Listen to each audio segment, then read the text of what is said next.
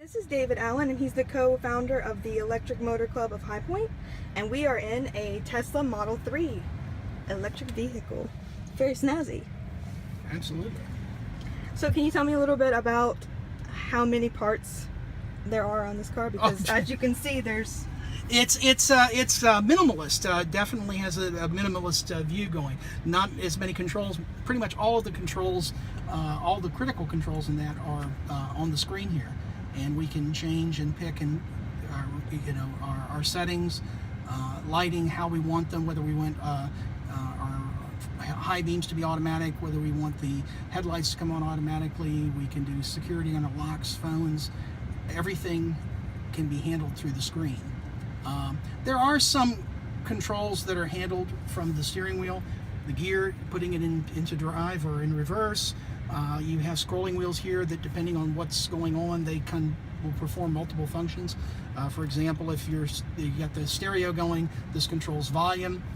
If you're using the cruise control, this allows you to increment up and down how fast you're going when you set your speed. So if you want to increase speed or decrease speed, you can do that. Your wiper, of course, whatever's required for that, but at the same time, it becomes one piece that is highly reliable, as opposed to having 40, 50. I actually counted in one car, and they had switches, dials, indicators, everything that were over 50. And so each one of those becomes a point of failure where something goes wrong and a person has to try and track it down.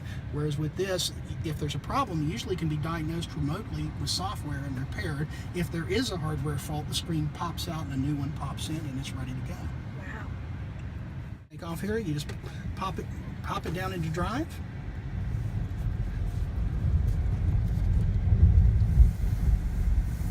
Now, something I noticed right off the bat is it's very quiet. Well, there's no engine noise. No engine noise. No motor running. No controlled explosions going on under the hood. It's an electric motor. It makes very little noise. Mostly what you'll hear is tire noise or road noise. Occasionally at high speed you'll hear a little whine, from the electric motor itself, but really not anything objectionable. It handles much better than most cars its size because it actually weighs a bit more because of the battery pack. This clocks in at just under 2 tons. Oh wow. Whereas probably about 1,000 pounds heavier than most cars this size. So how long does the battery last in this model? I know you were talking about it earlier. Well, the range on the battery is 310 miles, and if you look here, we have a little indicator, and that's right now we're showing 223 miles, I believe there. You can see that, yeah, 229 actually. And that's how much range we have on it. As far as how long the battery itself would last, the battery's warranted along with the drivetrain, the inverter, the motor, all of that's warranted for 8 years or 120,000 miles. And anything goes wrong during that period of time, it's completely replaced. Now I've got that chime you hear is the fact that I've got the cruise control, or I can set parameters in here.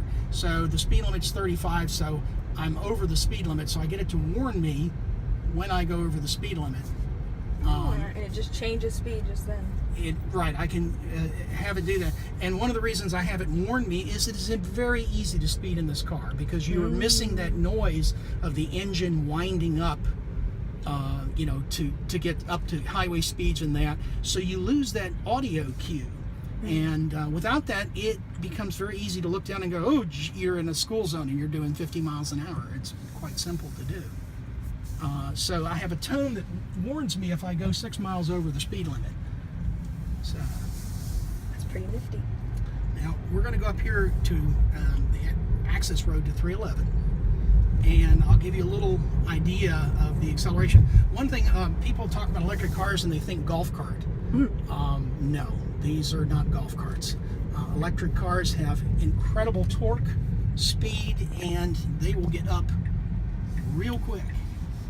If you watch your speedometer here, we're going to come to a complete stop, make sure that there's nothing behind me and safe, and off we go.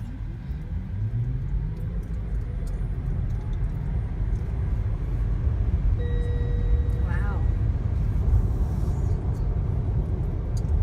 And you'll notice that that's a very smooth and quiet acceleration. And 0 to 60 in about 5 seconds. 0 to 16 in 5 seconds? 0 to 60 in about 5 seconds. Wow. That's what they're rated at.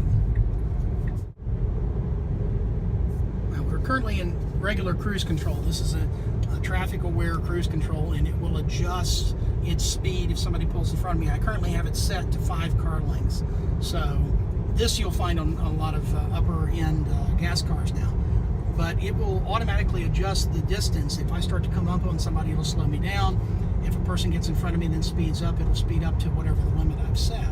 But if we do this, we've now turned on the autopilot software, which this is called auto steer, still in beta, but it will steer the car. It will keep the car going. They want you to keep your hands available and be still paying attention.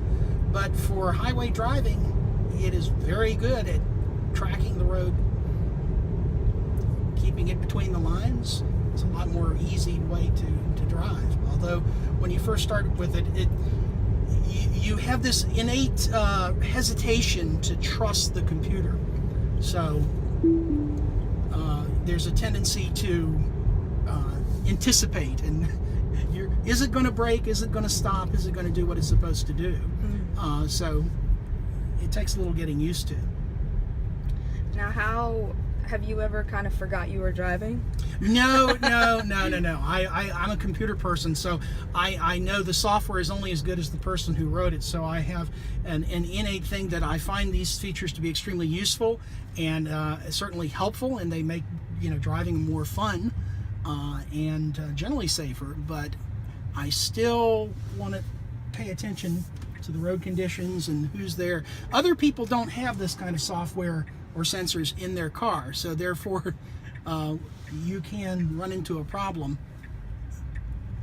Is a smart car won't protect you from a stupid driver. See, at this stage, the autopilot is still in development, and they don't want you to use it except on highways and things like that, where the road is very well marked. That helps avoid problems. But it can see the lines, it's got sensors and cameras, and so it can track the car in front. And as a matter of fact, if you look at the screen here,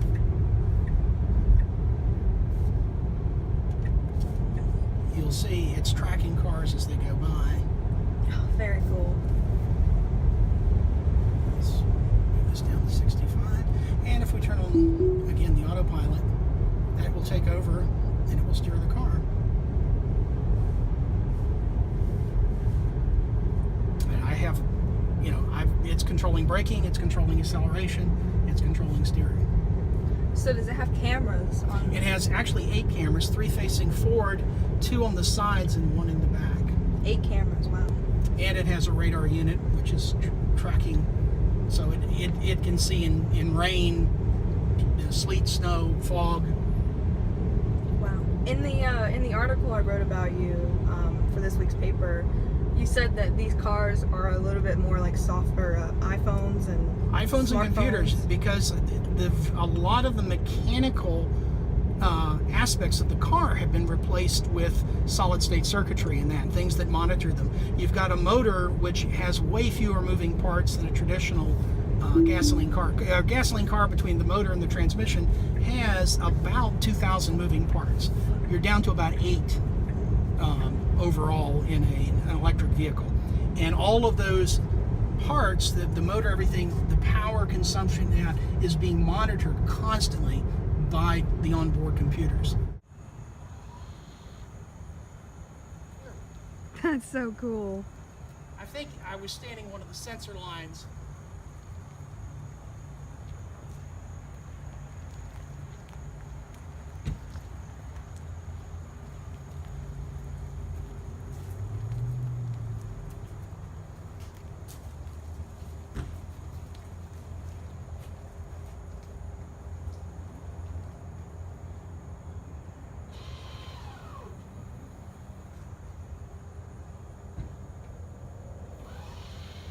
It's like a giant remote control car. Yeah. On the Model S and X, they actually have them, they'll come out by themselves.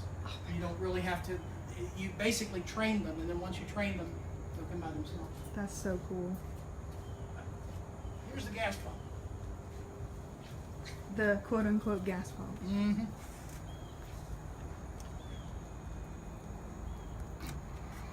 Ooh. And that's where all the power comes from.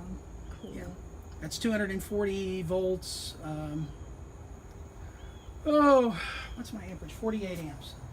And you pay this through your electric company? Through your electric bill, but even if I were pulling from the grid, and I have solar, so I'm literally driving the car on sunshine.